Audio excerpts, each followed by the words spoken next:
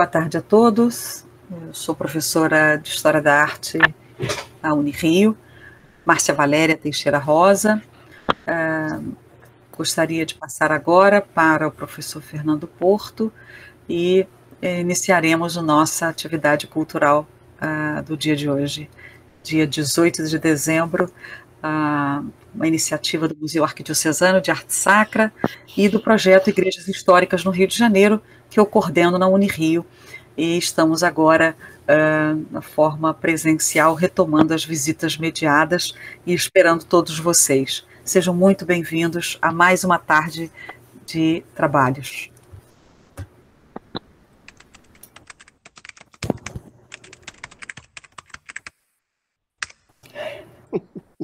Foi bonita a festa, pá. Fiquei contente e ainda guardo renitente um velho cravo para mim.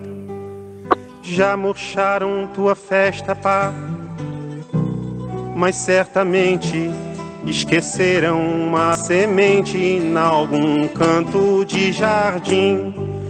Sei que há léguas a nos separar, tanto mar, tanto mar. Sei também quanto é preciso para navegar, navegar. Canta a primavera, pá, cá estou carente.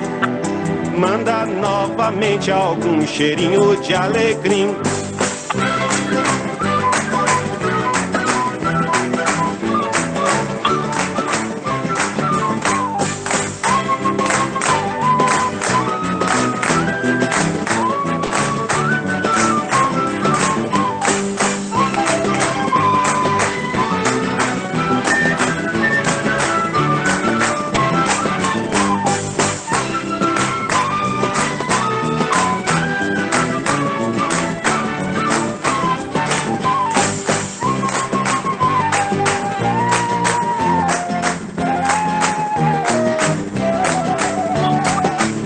Primavera, pá, cá estou carente. Manda novamente algum cheirinho de alecrim.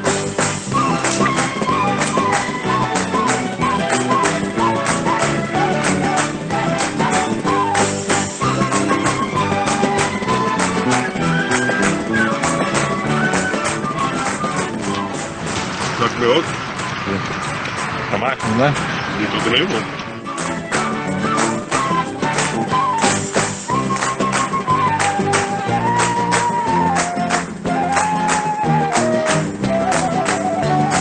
Canta a primavera, pá, cá estou carente.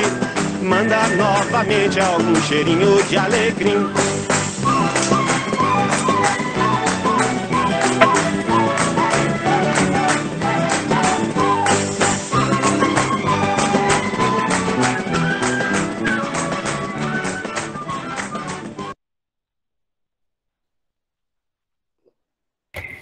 Obrigada, professor Fernando Porto, Rocha Porto, coordenador e líder do grupo de pesquisa Lacuidem, que nos acompanha todo este ciclo de palestras, ciclo internacional de palestras, Arte Sacra em Diálogo. Passo agora a palavra à museóloga Marli Martins, que irá fazer também a saudação.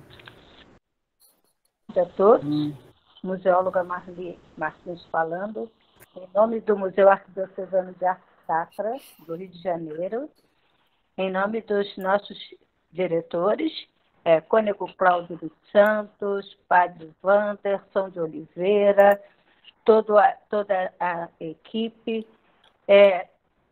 Hoje, por ser a última live do ano, eu gostaria de fazer alguns agradecimentos especiais. Principalmente saudar e agradecer aos nossos queridos participantes dessa tarde, nossos amigos, parceiros de Além-Mar, professora Maria Isabel Roque, professor Vitor Teixeira, nossa amiga Paula, que não é de Além-Mar, que é daqui de São Paulo, mas está sempre conosco. Queria agradecer aos amigos e parceiros, Márcia Valéria, Elias, que junto, há 2 anos, viemos nessa caminhada, né? Isso é um agradecimento bem específico que, logicamente, traduz todas essas 2 temporadas, do ano passado e desse ano. E todos os participantes que conosco, todos os sábados, brilhantemente, vieram enriquecer nossos saberes, troca de saberes que muitas vezes desconhecemos, que vêm nos aflorar.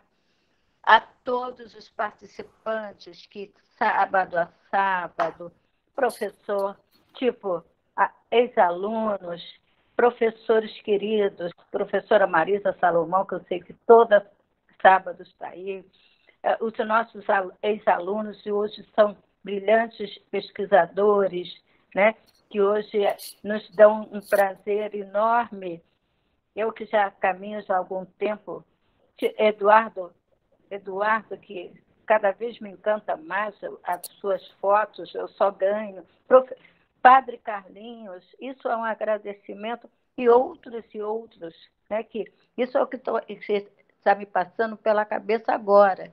Mas, de uma certa forma, é esse agradecimento que me alegra, e alegra o coração de nós, equipe do Museu de Arte Sacra, dar a nossa contribuição, fazer com que esse estudo se amplie, né? Porque quando eu comecei lá atrás, era muito restrito. Hoje eu vejo essa meninada imbuído nesses nossos sonhos lá de trás, com novos olhares. Então, eu agradeço demais. E que todos tenham umas boas festas. E nosso museu, sempre à disposição de todos esses participantes e amigos. Não são participantes nem convidados, simplesmente amigos. Boa tarde a todos e muito obrigada. Passo a palavra agora para o professor Fernando Porto. E antes gostaria de fazer um adendo, Marli, na minha fala inicial, também agradecer a todos vocês que nos acompanham e hoje comemorar o Dia do Museólogo. Então, em sua homenagem, nossos parabéns, muito bem celebrado. Agradecer aos 2 palestrantes que gentilmente vão abrilhantar essa 19ª apresentação nesse ciclo internacional de palestras, e nosso imenso agradecimento. Então, a todos vocês que contribuem academicamente no engrandecimento dessas palestras e, mais do que nunca, estreitar os laços entre a história da arte, a museologia, documentos arquivísticos, bibliotecas, enfim, sejam agraciados também por esse cumprimento. Fernando Porto. Boa tarde a todos. Ia fazer justamente essa menção em nome da professora Maria, em nome de todos os museólogos. No Brasil, hoje é o Dia do Museólogo. Parabéns a todos. Não conheço a formação de todos para isso. Eu sou o professor Fernando, eu sou da Universidade Federal do Estado do Rio de Janeiro, bem como a professora doutora Márcia Valéria Rosa. Eu sou do grupo de pesquisa La Cuidem, da Escola de Enfermagem Alfredo Pinto. E a minha parceria com a Márcia, bem como com a professora Marli, se deu mediante quando eu era o coordenador de cultura da universidade. Bom, os cargos passam, as amizades ficam e os laços ficam mais atados, né? Então, assim, muito feliz em estar aqui representando o grupo, junto com a Márcia, a universidade. A abertura cultural foi, de fato, pensada em homenagem tanto ao professor Vitor quanto à professora Maria Isabel. Estamos com saudade do cheiro de alecrim e de ir para Leimar. Muito obrigado. E assim sendo, passo então a palavra à professora Paula Wernesch, que é do Departamento de Geografia da Unesp, campus de Presidente Prudente, é doutora em Teoria e História Literária pela Universidade Estadual de Campinas, a Unicamp, mestre em História da Arte e da Cultura, mestre em Sociologia, com pós-doutoramento em História da Arte no Departamento de História da Unicamp. Doutora Paula, é com você agora. Muito obrigada, é uma honra imensa retornar a esta casa. Quando ouvia Marli, Márcia, Fernando, o meu coração sempre no Rio de Janeiro. Eu acho que eu sou a paulista mais carioca que existe. É voltar para casa, estar com vocês é sempre voltar para casa. E hoje nós temos a grandíssima honra de receber 2 professores, doutores portugueses, né? Como diz o professor Fernando, mas o coração nosso também está do outro lado do Atlântico hoje. Então, eu passo a palavra à professora doutora Maria Isabel Roque, que é professora de Museologia e História da Arte da Universidade Católica Portuguesa e na Universidade Europeia. Por favor, professora, a fala está com a senhora. Ora, boa tarde. Eu vou só, mais uma vez, eu vou só tentar partilhar o ecrã. Do outro lado, quero em primeiro lugar agradecer o convite. É sempre muito bom estar aqui nestes encontros. Não posso também deixar de felicitar o Museu Arquidiocesano de Arte Sacra por esta iniciativa que já vem há quase 2 anos e que, enfim, de alguma maneira eu tenho vindo a seguir, embora não com a constância que merecia e que eu desejava, mas é sempre muito bom estar aqui e ver o vosso trabalho e participar e assistir e aprender convosco. Bom que foi também nesta tarde em que se está aqui a celebrar o Dia do Museólogo e ouvir falar do Dom Domingos de Pinho Brandão, que para mim é uma referência em termos da museologia e da museologia da religião, e portanto foi muito auspicioso este começo. E por tudo isso estou muito contente por aqui estar. Esta apresentação, eu agora tenho alguma dificuldade em perceber se estão a conseguir ver ainda o primeiro ou o segundo.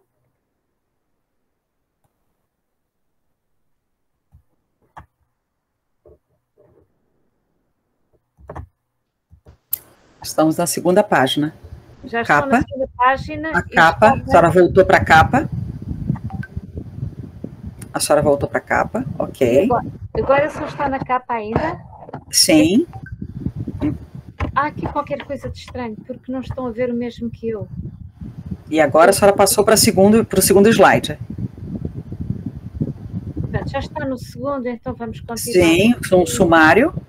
Exato. Só não está em tela cheia para nós, mas, enfim, espero que todos estejam vendo, porque não está no modo apresentação.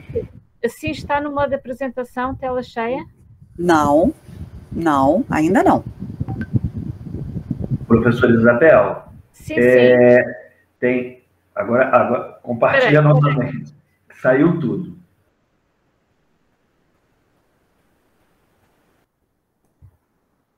Peço-vos desculpa, não...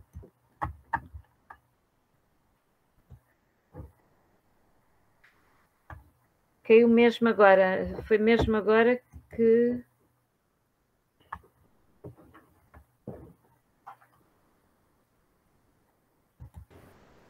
Coloca para compartilhar, por favor. Não posso ainda. Está aqui. A senhora precisa deixar o seu PowerPoint aberto. Sim, em uma sim. das abas do computador. Ele está aberto, eu estou a abrir.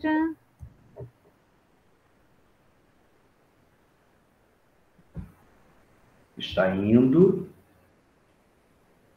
Agora a senhora vai... Aonde tem o zoom, tem tela cheia e tem um ícone que parece um livrinho.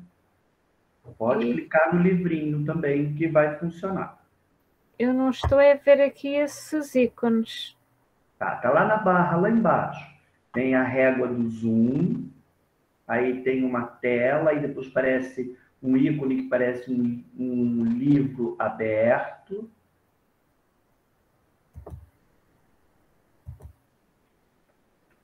Estão neste momento a ver em tela cheia? A princípio está aparecendo, está clicando, mas para nós não está aparecendo. Isso aqui é estranho.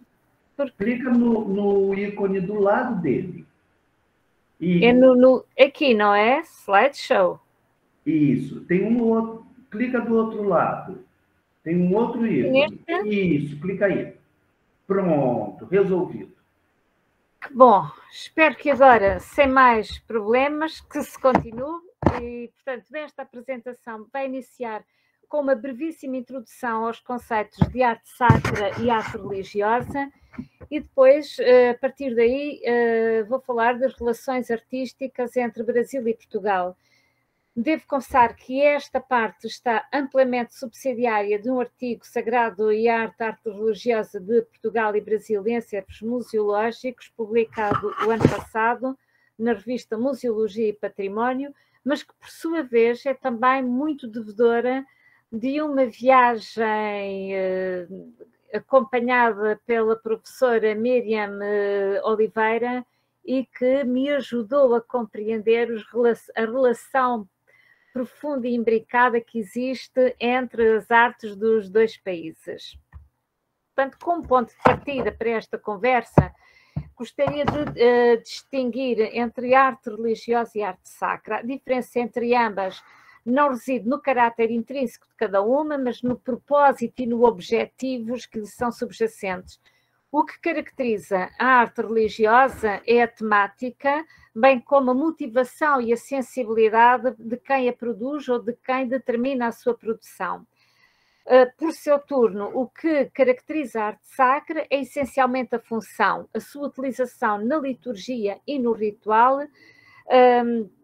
de modo que, mesmo na sua formalização, mesmo que esteja implícita a intenção do artista ou do encomendador, a arte sacra é, sobretudo, um fenómeno comunicativo, no sentido em que se destina ao culto divino, ou seja, à intermediação entre o homem e o sagrado. A arte religiosa ligada às imagens de devoção dirige-se ao homem, ainda que se refira a Deus, enquanto a arte sacra ligada a imagens de culto se destina essencialmente a Deus.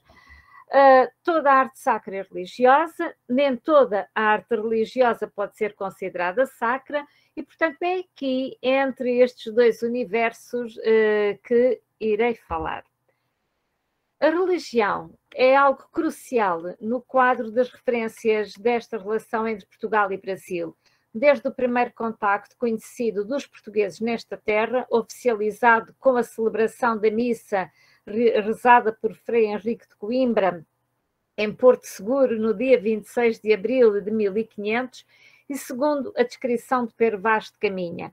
Ao domingo de Pascoela, determinou o capitão de ir ouvir missa e pregação naquele ilhéu. Mandou a todos os capitães que se aprestassem nos batéis e fossem com ele, e assim foi feito. Mandou naquele ilhéu armar um esperável ou sobrecéu e dentro dele um altar muito bem corrigido. E aqui ao lado a cruz, que é dita a cruz da primeira missa no Brasil e que se encontra atualmente no Museu da Sé de Braga.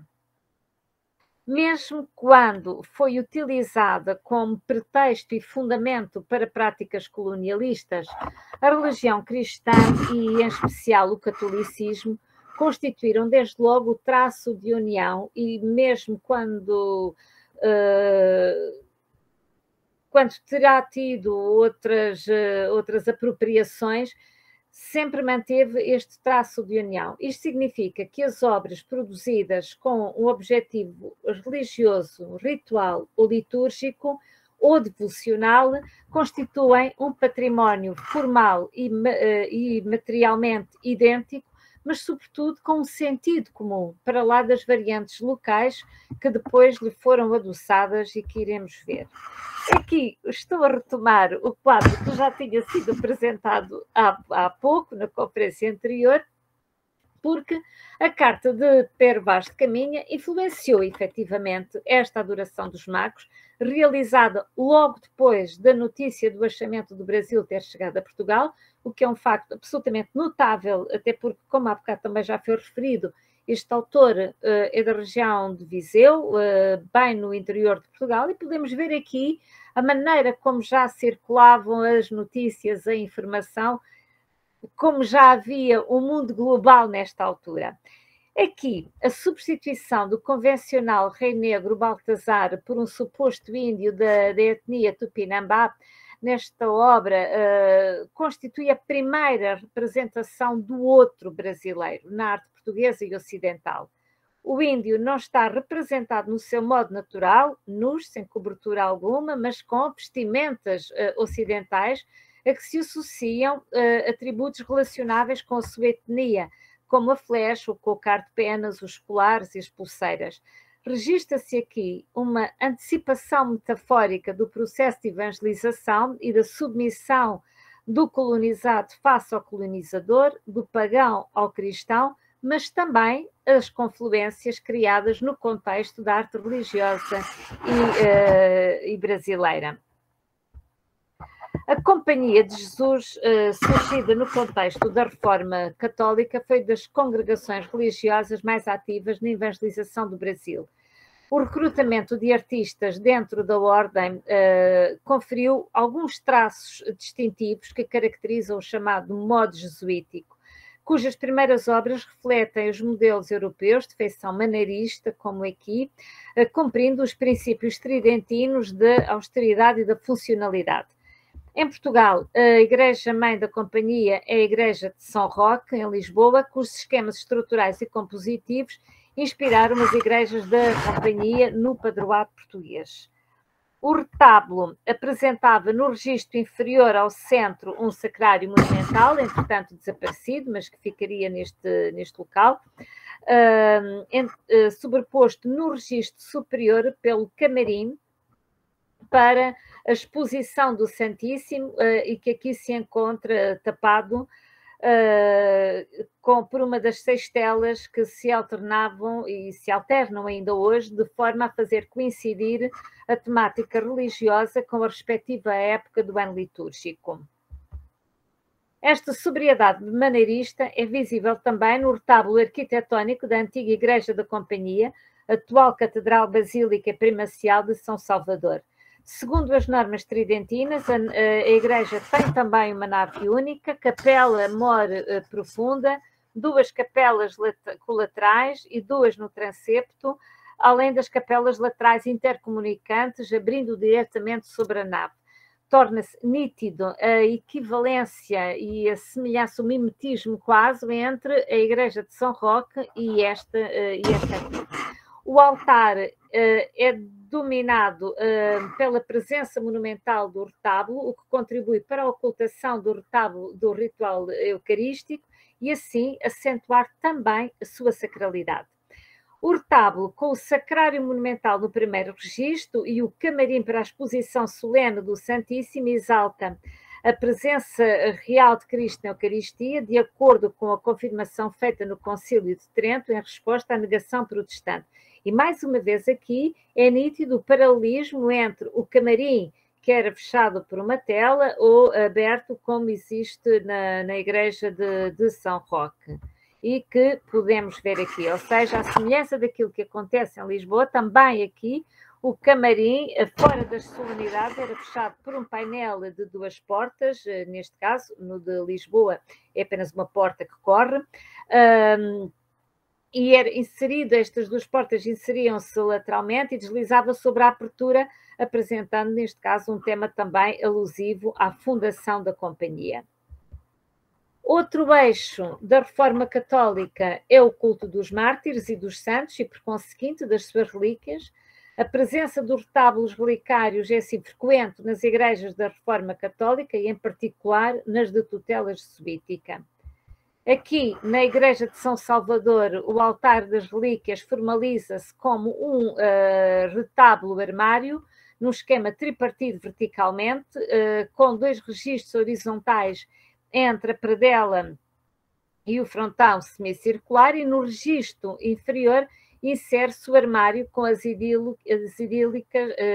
edículas para os relicários. Este tipo de retábulo oferecia uma dupla possibilidade devocional. No interior, as relíquias expostas em ocasiões solenes. Ao fechar, apresenta-se um painel com uma cena religiosa, neste caso, a oração de Cristo no horto, criando uma conexão com a imagem de Cristo crucificado que lhe está sobreposta. este jogo entre o que é visível e aquilo que se esconde, embora reflita uma prática medieval, anuncia já o gosto pela encenação das máquinas retabulares barrocas e que a Companhia de Jesus depois muito irá utilizar. Na talha barroca distinguem-se 2 períodos principais. O primeiro, conhecido como nacional português, compreende o período que vai do último quartel do século XVII até cerca de 1730 e caracteriza-se pelo revestimento das igrejas com uma talha dourada densa, ainda que com uma volumetria mais ou menos contida, pouco relevada em relação ao fundo. Os elementos mais característicos dos retábulos desta época são o remate dos retábulos com arcos concêntricos apoiados em colunas espiraladas e a decoração de acantos e pâmpanos, isto é, as ramagens da videira e espigas de trigo, que têm um óbvio sentido eucarístico, e elementos zoomórficos, principalmente aves de simbologia cristã, como o pelicano, que significa ou simboliza a abnegação, ou a pomba, a representação do Espírito Santo. Juntamente com a talha, o azulejo oferece um aspecto particular e muito original do barroco português e brasileiro, de grande eficácia decorativa, compondo narrativas religiosas em grandes painéis historiados. Ouro sobre azul é uma expressão que ainda hoje se usa em Portugal para designar aquilo que atinge a perfeição. A descoberta das jazidas de ouro em Minas Gerais, a partir de finais do século XVII, teve um impacto profundo a nível demográfico, económico e social, mas também na arte e nas manifestações do culto externo. Surgiram vilas distantes do litoral, como a Vila Rica, Ouro Preto, enquanto a cidade portuária do Rio de Janeiro ganha uma importância crescente com a exportação do ouro para a metrópole. Até à década de 1760, o aumento vertiginoso da extração do ouro coincidiu maioritariamente com o reinado de Dom João V, entre 1706 e 1750.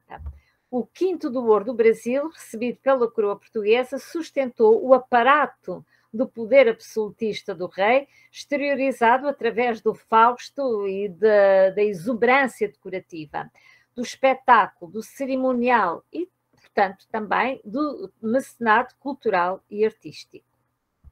Geralmente designado como barroco joanino, barroco final, este ciclo caracteriza-se pela presença de formas mais voluptuosas e naturalistas e uma cenografia mais exuberante, com os doces, as sanefas e as cortinas. E aqui estamos a ver a Igreja de Santa Clara, que foi há bocado tão bem explicada, e eu devo confessar, não conheço ainda o produto deste restauro, ainda não tive oportunidade, já fui ao Porto, mas ainda não tive oportunidade de ir à Igreja de Santa Clara depois de estar completo o restauro, mas que nos serve aqui de exemplo para esta caverna dourada com o interior completamente revestido a talha dourada, que ganha um dinamismo e uma volumetria excepcionais, alterando a geometria do espaço e conferindo-lhe um esplendor dramático e espetacular. Atrás do altar, as máquinas retabulares são dominadas pelos monumentais troncos eucarísticos, em vãos abertos a toda a altura, ganhando o espaço do sacrário, transferido nesta altura para a Capela do Santíssimo. O caráter único da talha dourada nos espaços religiosos de influência portuguesa, patente na plasticidade e no esquema compositivo destas máquinas retabulares, não tem paralelo no panorama artístico europeu, mas cria um modelo comum com o Brasil, apesar de aqui adquirir aspectos estilísticos muito próprios. Esta confluência entre o barroco português e brasileiro é determinada também pela importação da talha portuguesa e pela imigração dos entalhadores lusos para o Brasil. O novo ciclo do barroco brasileiro inicia por influência dos entalhadores Manuel de Brito e Francisco Xavier de Brito, portugueses, aqui em particular na Igreja de São Francisco da Penitência, no Rio de Janeiro, os quais se deslocam depois para a região de Minas Gerais. Esta igreja formaliza-se também como caverna dourada, com o interior integralmente revestido a talha dourada de grande exuberância decorativa e patente igualmente nos seus detalhes. A instrução das 48 horas, de devoção das 48 horas pelo Papa Clemente XI em 1705, determinava que o remate dos tronos fosse em forma de baldaquino ou dossel, mas este uso alargou-se à maioria dos retábulos, como na igreja de São Francisco, onde a exaltação eucarística é substituída pelo conjunto escultórico de São Francisco estigmatizado por Cristo Seráfico, aqui da autoria de Manuel de Brito. A partir de meados do século XVIII, a presença dos artistas portugueses em Minas Gerais determina a introdução de modelos joaninos na talha mineira. Entre os mais relevantes, e além do Manuel de Brito e do Francisco Xavier de Brito, citam-se mestres de obras como Manuel Francisco de Lisboa, António de Sousa Calheiros, Francisco Lima Cerqueira, entre outros, estes naturais de Braga, e os entalhadores também referidos como escultores, Francisco Xavier de Brito, José Coelho de Noronha, naturais de Lisboa, e Filipe Vieira, Jerónimo Félix Teixeira, João Ferreira de Sampaio, oriundos da região de Braga. Definem-se assim dois eixos de influência portuguesa, relacionados com os círculos de Lisboa e de Braga. Se nos retábulos de influência bracarense predomina o cariz ornamental, eventualmente com erros a nível da execução anatómica das figuras, nos de Lisboa predomina o pendor escultórico, com ênfase na representação das figuras humanas. A influência bracarense é particularmente marcante no retábulo da matriz de Santo António de Tiradentes, executado entre 1739 e 1750 por João Ferreira Sampaio, com uma estrutura arquitetónica determinada por colunas de fuste reto e um trono estruturado em concheados vazados, decorados depois com enormes conchas tridacmas, na tradição da chamada talha gorda do Minho. Este é, segundo a professora Miriam Oliveira, o mais importante retábulo bracarense na história da talha luso-brasileira. Por seu turno, o entalhador lisboeta Francisco Xavier de Brito, que trabalhara na Igreja da Penitência, no Rio de Janeiro, trabalhou aqui na Igreja Matriz de Nossa Senhora do Pilar, em Ouro Preto. No Santuário Mariano de Frei Agostinho de Santa Maria encontra-se uma referência a esta matriz, dizendo: Vila Rica, como é muito grande e com muito largo termo, tem muitas paróquias e igrejas. A sua matriz é dedicada à Senhora do Pilar. E pela devoção da Senhora cedeu também o título de Pilar a Vila Rica, chamando-se Vila Rica do Pilar.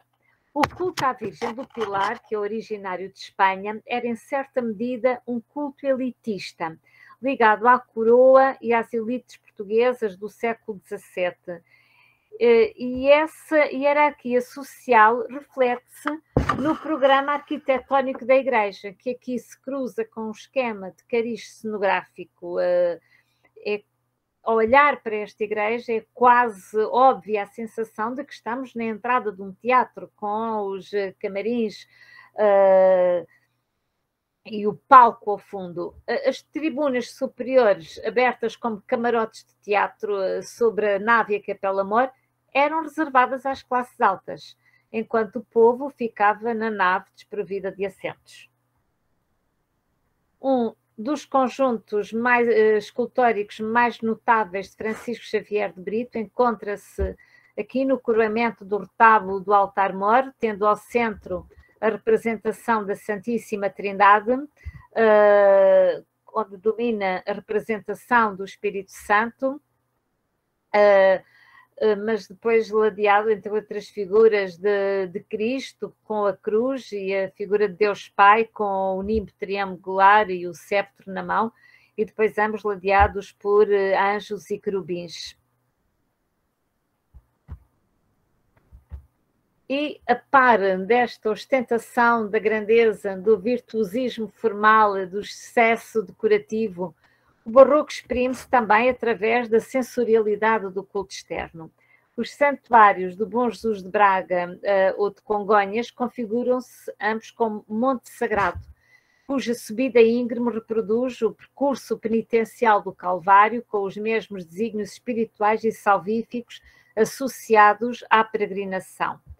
Em Braga, um pórtico monumental aqui embaixo marca o início deste percurso ascensional através do monte, estruturado em 2 troços, ao longo dos quais se erguem 20 capelas. O primeiro, relativo aos episódios que antecederam a morte de Cristo, é composto por 3 escadórios. Aqui o primeiro, depois o segundo e o terceiro. O primeiro é relativo aos episódios que antecederam a morte de Cristo, mas os termos da paixão, depois o escadório dos 5 sentidos e, por fim, o das virtudes. Segue-se depois a igreja, que corresponde à 14ª capela, com o tema da crucificação, e depois atrás um outro troço alusivo à vida gloriosa de Cristo crucificado e que não está aqui visível. O escadório do pórtico desenvolve-se também em zigue-zague e nos vértices deste zigue-zague erguem-se pequenas capelas, no interior das quais se apresentam os quadros da Paixão de Cristo. Mais uma vez, a proximidade entre a configuração inicial do Santuário de Braga na segunda metade do século XVIII e a do Santuário de Congonhas está patente no programa das capelas de Passos e na sua disposição sequencial também em zigue-zague na encosta fronteira à igreja. Apesar das afinidades com o Santuário de Braga, este pode ser visto hoje como uma redução do programa português. Porém, o projeto inicial também previa 2 séries, a primeira relativa à Paixão, a segunda à Ressurreição, e a construir também na encosta atrás da igreja. Contudo, creio que a falta de recursos e as sucessivas restrições e por volta de 1864, o projeto fixou-se nas 6 capelas definitivas, juntando 2 delas as cenas da flagelação e da coroação de espinhos. E ao longo do caminho, tal como em Braga, sucedem-se representações religiosas, dramáticas ou alegóricas, com o objetivo de envolver os fiéis e exaltar-lhes os sentidos e as emoções face às imagens de sofrimento, de forma a reviver a paixão de Cristo e atingir o pathos religioso. Confesso que aqui o exemplo português fica a dever muito ao de Congonhas. Falta-nos o aleijadinho. É que, em consonância com o espírito da Reforma Católica, que privilegiava a representação das situações de martírio e da paixão de Cristo, Aleijadinho, ele próprio sofredor, consegue representar com uma maestria e de forma inigualável a dor e o suplício que estão aqui patentes nas expressões do rosto, na tensão do corpo, que ainda por cima evidencia também as marcas do suplício. Nobre do Aleijadinho, por outro lado, é já perceptível a crescente independência na transcrição dos modelos portugueses. O interior mineiro favorecia essa liberdade de expressão, fora das condicionantes das escolas e das instruções mais eruditas, ganhando assim uma identidade local que o favorece.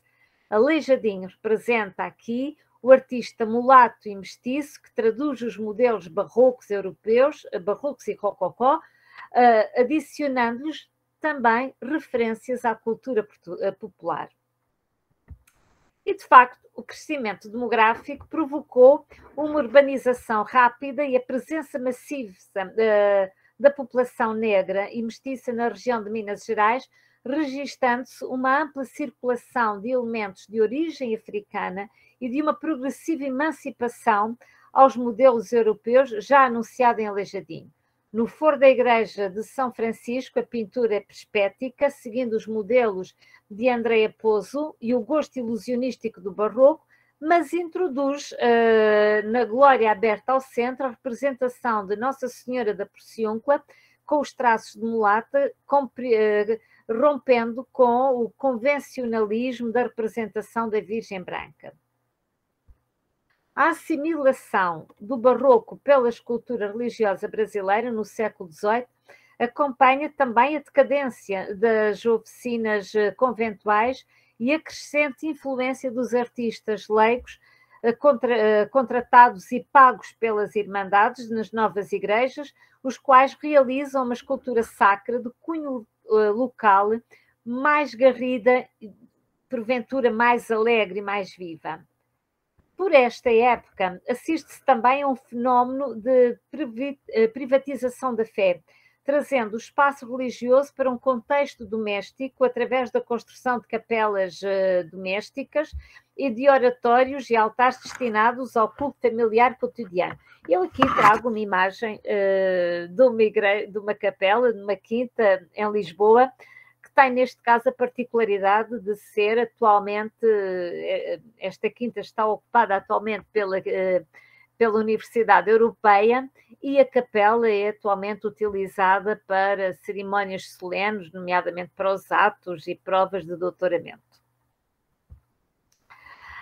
Este culto privado em espaços domésticos, junto de oratórios ou em capelas, estava autorizado depois de benzidas as imagens dos santos protetores, e isto dá origem a uma enorme variedade de tipologias de oratórios que ultrapassa largamente o que se registra em Portugal, desde as ermidas de grandes dimensões, como a disposição convencional de figuras religiosas, geralmente em torno do Cristo crucificado, como aqui se verifica, mas depois tipologias mais pequenas, como o oratório bala, cuja designação, aliás, deriva da semelhança formal com a bala de cartucheira e que se torna muito frequente e que não existe em Portugal, e que surge mesmo nas formulações mais populares que atestam a permanência deste modelo na devoção privada.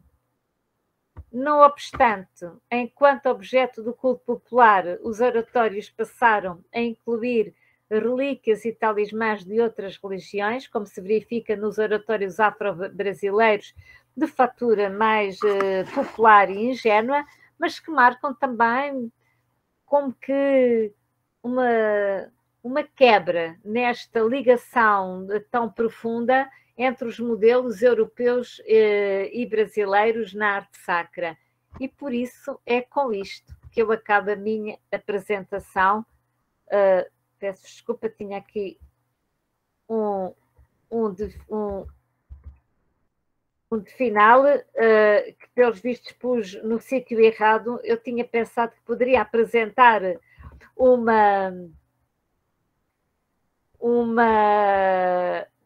ainda uma referência ao património imaterial, mas não me quis mesmo deslocar durante tanto tempo e fazer-vos perder a paciência, e por isso agradeço-vos a vossa atenção e agora estou com um pequeno problema em parar a apresentação.